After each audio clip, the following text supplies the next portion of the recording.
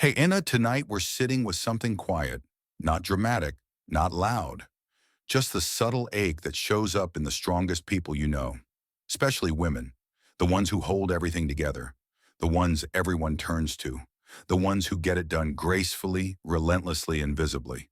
But when the world finally sleeps and the performance dissolves, something else emerges. A question, a sadness, a strange kind of lostness. Not because she doesn't know who she is, but because she's forgotten how to feel it. Carl Jung didn't just study pathology, he studied patterns of disconnection. And again he found something unexpected, that many women who were admired for their strength were also spiritually exhausted, not from weakness, from carrying too much of what wasn't truly theirs. So tonight we're going to descend not into darkness, but into depth, into that invisible terrain where strength becomes a shield, and the soul starts whispering through fatigue, through confusion, through those quiet late-night moments when the achievements don't feel like enough. We're not here to fix anything. We're here to listen, to the part of you that wants to stop holding it all together just for a moment and be seen without the armor. So before we go deeper, take a second to like this video and subscribe, but only if this kind of gentle exploration is something your inner life has been craving. And tell me, have you ever felt that strange, sacred ache? Not physical, not mental, but spiritual. Now dim the lights, let the breath slow, and let's step inside that question together. You enter the space with practiced grace, not because you feel safe, but because you've learned how to walk like you are. That quiet steadiness, the calm in your voice, the way you hold eye contact just long enough, it all tells a story, but it's not the full one. Because underneath that poise, something else lingers, something quieter, something heavier. Carl Jung spoke often of the danger of persona, the social mask we wear to survive. And for many strong women, that mask is admired, rewarded, reinforced. She's so capable. She's the rock. She always knows what to do. But somewhere deep inside, another voice begins to stir. If I stopped performing, would I disappear? If I cried, would I be allowed to stay soft? Who am I when no one needs me? You've heard those questions before, maybe not in words, maybe in silence. In the moment you hesitated to ask for help, in the strange flatness after an accomplishment, in the way your body tenses when someone says you're so strong. Because being seen as strong can become its own prison. And Jung would tell you any identity you can't set down even for a moment isn't freedom, it's possession. Not by a demon, by a one-dimensional self-image. And this is where the soul starts to fracture, not from trauma alone, but from repetition. From years of being the one who can carry it all, the one who doesn't fall apart, the one who says, I'm fine with a smile that even she doesn't believe anymore. And when that fracture grows wide enough, it doesn't scream. It silently disconnects. And that disconnection, that's the spiritual lostness Jung saw in so many women. Not confusion, but displacement. A soul not shattered, just out of reach. You keep going. Because that's what you do. You keep walking, keep showing up, keep holding space for others, even when there's no one doing the same for you. Jung noticed this quiet fatigue in women long before it had a name. He saw it in their dreams, in their symptoms, in their eyes. And he knew it wasn't mental illness. It was soul weariness. The kind that comes when a woman is living from the neck up, thinking planning fixing, while her body and spirit slowly disappear behind the curtain of productivity. At some point, strength stops being a gift and becomes a defense. And maybe that started early. Maybe you learned that emotions were inconvenient. That softness made people uncomfortable. That needing too much meant you were too much, so you tightened. You sharpened. You became excellent at keeping things together externally. But inwardly, something started to drift. That's what Jung called spiritual disorientation, a state where the outer self becomes efficient, but the inner self becomes silent. When intuition dims, when dreams lose their color, when ritual feels hollow. And here's the paradox.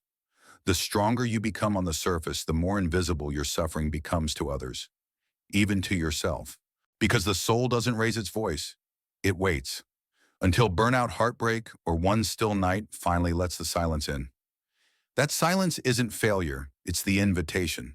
To stop being what you think the world needs and start listening to what the soul needs. Carl Jung believed that the psyche always moves toward wholeness. even if it has to break your patterns to get there, even if it has to let you feel lost so you can finally come home. You sit in the quiet now, not because you've given up, but because something in you has finally stopped running. And in that stillness, a question rises, not from your mind, but from somewhere deeper.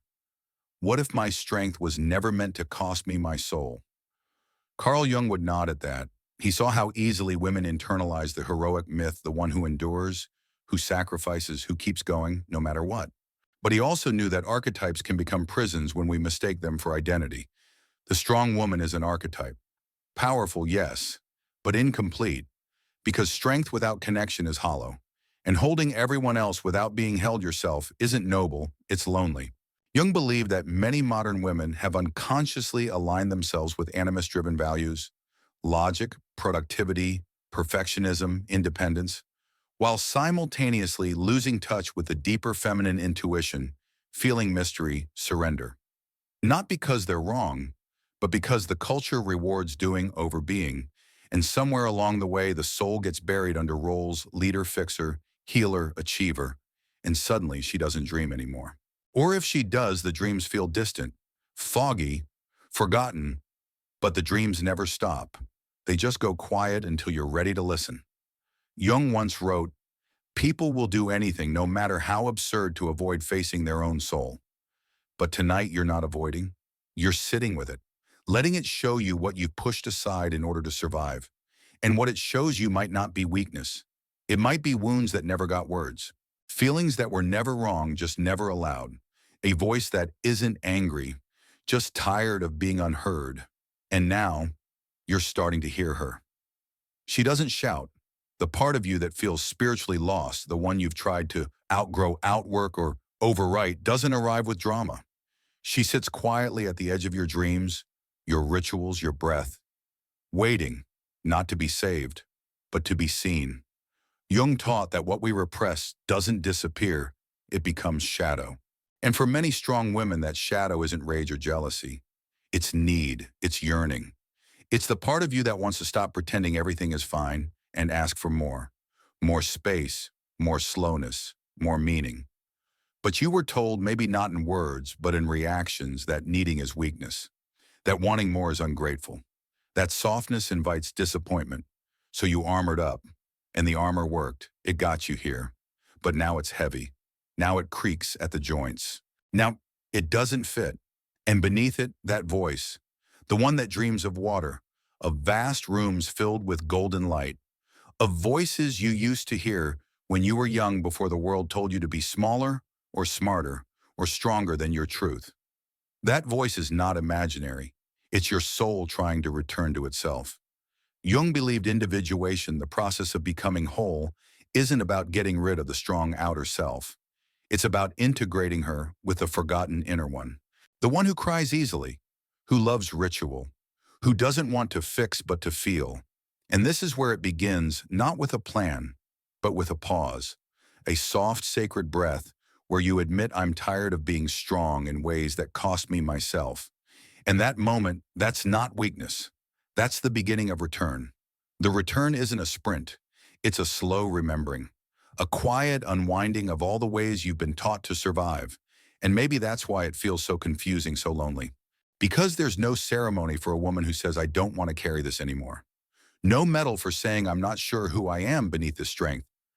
But Jung would tell you that moment of uncertainty, it's sacred, because it means the ego has finally loosened its grip. The persona, the mask you wear for the world, is cracking just enough for the soul to slip through. And it doesn't come back with answers. It comes back with symbols. Dreams that unsettle you.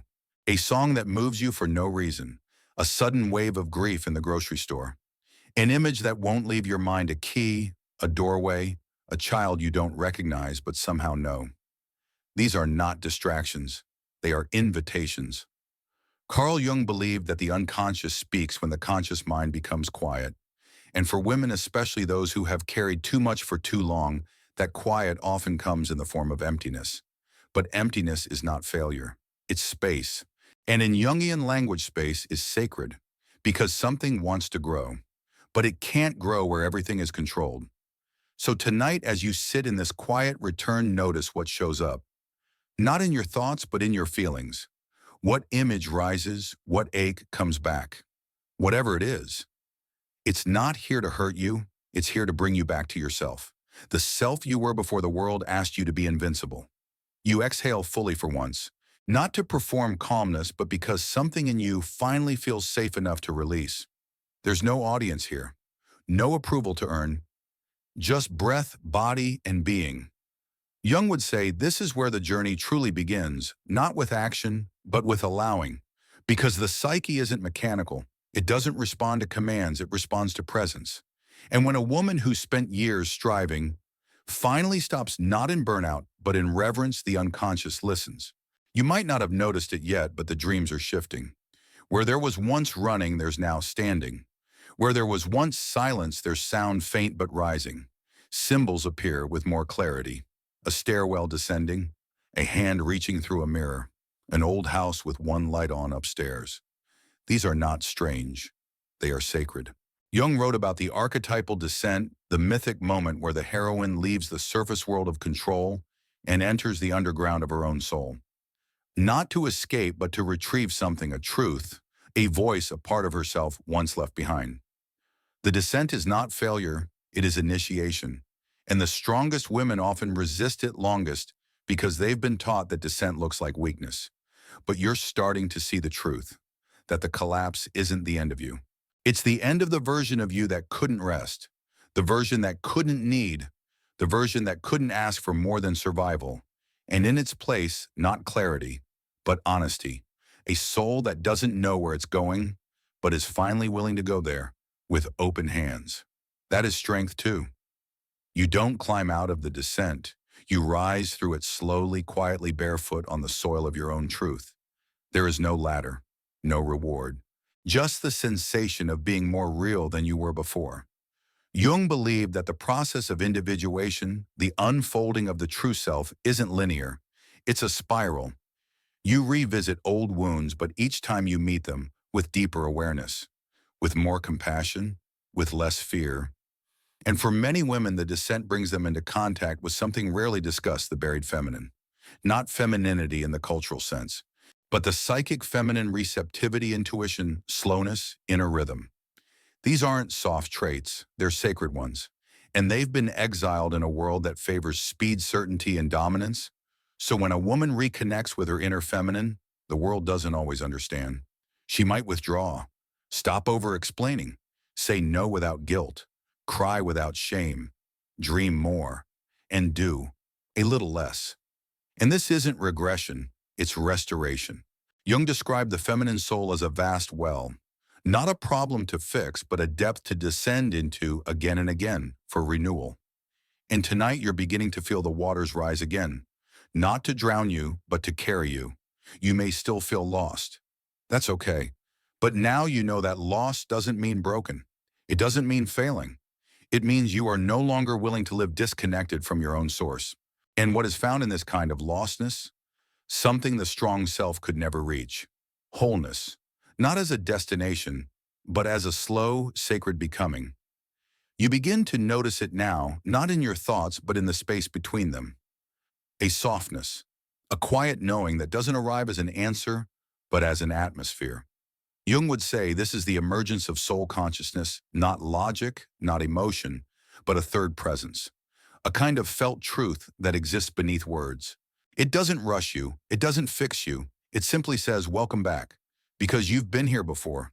Long before the accolades, the roles, the armor, there was a version of you that danced without performing, wept without apologizing, and dreamed without needing permission. And that version, she didn't disappear. She was wrapped in silence, folded into shadows, buried beneath shoulds and expectations. But she never stopped singing. You just stopped hearing her. And now in this inner space, her voice is returning, not loudly, but insistently. Not to instruct, but to reunite. She speaks through symbols, through long-forgotten memories, through sudden waves of tenderness that make no rational sense. And when you feel them, Jung would say, don't analyze, feel. Because the soul doesn't deal in logic, it deals in meaning. The kind of meaning that can't be measured, only remembered. So you sit with her. You don't ask what to do next. You ask what to let go of. Maybe the need to be understood. Maybe the habit of rushing past your own pain. Maybe the idea that your worth is in your usefulness. And in that moment, nothing explodes, but something opens. A space, a stillness, a homecoming. And it doesn't tell you what you are. It reminds you what you've always been. You rise not to leave, but to carry what you found. And what you found isn't something new. It's something ancient. Something that's been waiting at the bottom of every quiet moment, every whispered longing, every inexplicable ache. Carl Jung often spoke of the self, not the ego, not the personality, but the deep organizing center of the psyche. And he believed the self doesn't emerge when we are strongest. It appears when we are honest. Honest about our limits, honest about our numbness, honest about the space between achievement and meaning. And you've stepped into that space, not with a blueprint, but with presence. You no longer need to prove that you're capable. You already are. But now something deeper is asking, what would it mean to be whole, not useful, not efficient, not perfect, just whole? And that question doesn't demand an answer. It invites a life where doing less doesn't mean being less, where resting isn't laziness, it's integration, where strength includes softness, where boundaries are sacred, where the soul is no longer scheduled but heard. This is the essence of individuation, Jung's core concept, the movement toward becoming fully yourself, not by discarding who you've been, but by reuniting with what you lost along the way. The dreams will still come, the days will still demand, but now there's something different in you, a silence that's no longer empty, a strength that no longer hides pain, a voice that no longer waits for permission. You're not done. You're just beginning to live from the center, not the surface. And the strongest thing you'll ever do is let that center lead. You return back to the world of calendars and conversations, of emails and expectations. But something's changed. The outside hasn't shifted, but you have. Subtly, invisibly, profoundly. Because now you know there's a place inside you that doesn't speak in tasks. It speaks in symbols. And it's speaking again. Carl Jung taught that the modern person suffers not so much from a lack of meaning, but from the loss of contact with the symbolic life. We crave depth but settle for distraction. We hunger for spirit but numb with speed. But the symbolic life, it doesn't arrive on demand. It arrives when you slow down long enough to notice what your soul has been trying to say all along. A dream, a tightness in your chest, a sudden memory that makes you cry without knowing why. None of it is random. It's all invitation. And now, after everything, you're beginning to say yes. Yes to the rhythm that isn't productive. Yes to emotions that aren't convenient. Yes to the possibility that you were never meant to do this alone. Because even in solitude, you're accompanied by myth, by memory, by the women before you, who also carried too much and didn't know why they felt so tired. And by Jung's voice echoing quietly through the centuries saying, your visions will become clear only when you look into your own heart. Who looks outside dreams, who looks inside awakens. You are awakening, not to perfection, to presence, to the quiet reality that you were never broken, just waiting to be remembered. And now you remember. You begin walking through the world differently now, not with more effort, but with more awareness. Not rushing to be useful, but rooted in being real. And suddenly the things you once ignored begin to speak. That moment of stillness in the morning sun, the way your body tightens when you say yes, but mean no. The dream that keeps returning, the child inside who still waits to be held. Jung said that the unconscious is not just a container of forgotten things, it's a living presence. And when you start to honor it, it doesn't punish you. It begins to partner with you. You no longer walk alone, because part of you is always watching now, not to judge, but to remind you when you're slipping back into the persona, to remind you when strength becomes performance, to remind you that lost is sometimes just the soul asking for silence. And here's the beautiful irony. The more you accept that you don't have all the answers, the closer you come to your truth. Because the spiritual hunger isn't asking you to become more. It's asking you to become less divided, less at war with your own softness, less defined by achievement, less distant from the inner world that never stopped calling. This is what Jung meant by wholeness, not harmony, not balance, but the courageous act of including what you once exiled. And now you begin to include her, the you who cries, the you who rests, the you who dreams in symbols, not strategies. And as you do, the world around you may not change, but your relationship to it will. Because now you are living not from what you've built, but from what you've reclaimed. There's no ceremony for becoming whole, no confetti, no applause, just a subtle return, a sense that the quiet no longer frightens you, that not knowing feels more honest than pretending to know. Jung believed that the modern soul is not sick, it is starved, not for knowledge but for meaning, not for answers but for connection. And strong women, he might say, are often the most spiritually malnourished, not because they lack wisdom, but because the world keeps demanding their strength and never asks how their soul is doing. So they stay busy, stay efficient, stay sharp. But inside there's a whisper. There's more than this, not more to accomplish, more to feel, more to remember, more to belong to. And you're remembering it now in the way your shoulders drop when you're alone, in the tears you no longer rush away, in the dreams that don't scare you anymore. You used to think this ache was failure. Now you know it's guidance, a map that only appears when you slow down, a map written in forgotten languages, mirror, water door, silence. And slowly you begin to trust something you can't prove, that your soul has been guiding you all along, through the noise, through the numbness, through the myth of invulnerability. And it's still guiding you, not back to who you were, but forward into who you've always secretly known yourself to be. Not someone stronger, someone truer. Because strength that hides the soul is hollow, but strength that includes the soul, that's transformation.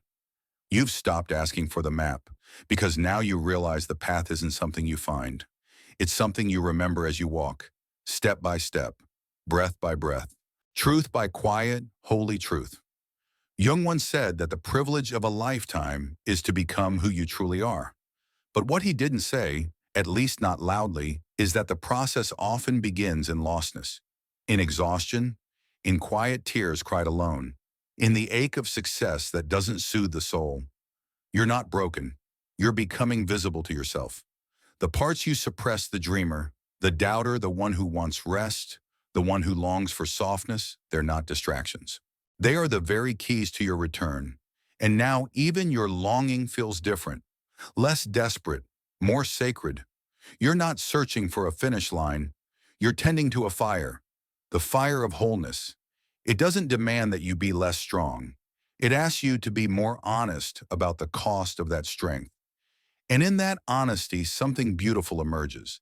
A self that is no longer trying to impress. A self that isn't afraid of the slow path.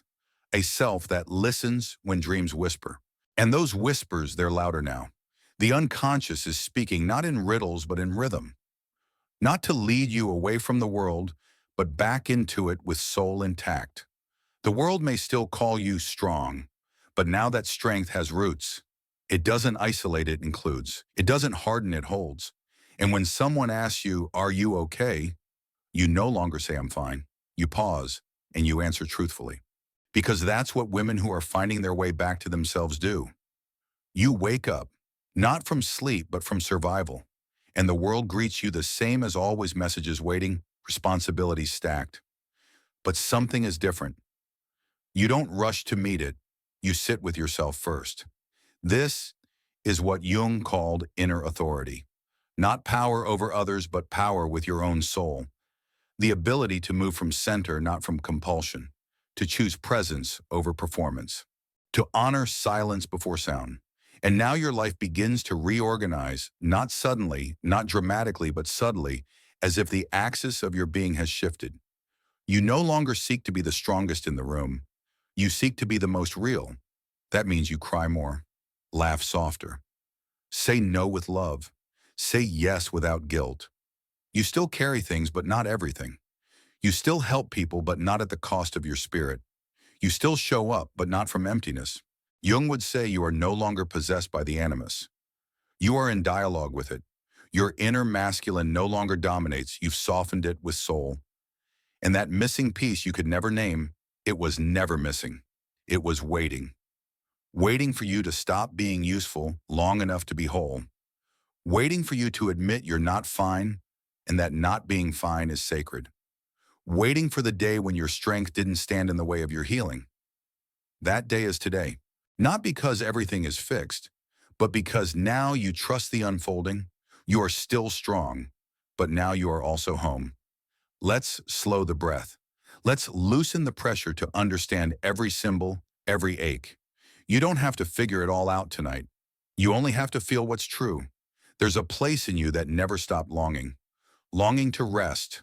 Longing to not be the answer to everything. Longing to not be strong when what you really needed was softness. Tonight, that part of you was heard. And maybe for the first time in a long time, you don't feel like you're carrying it alone.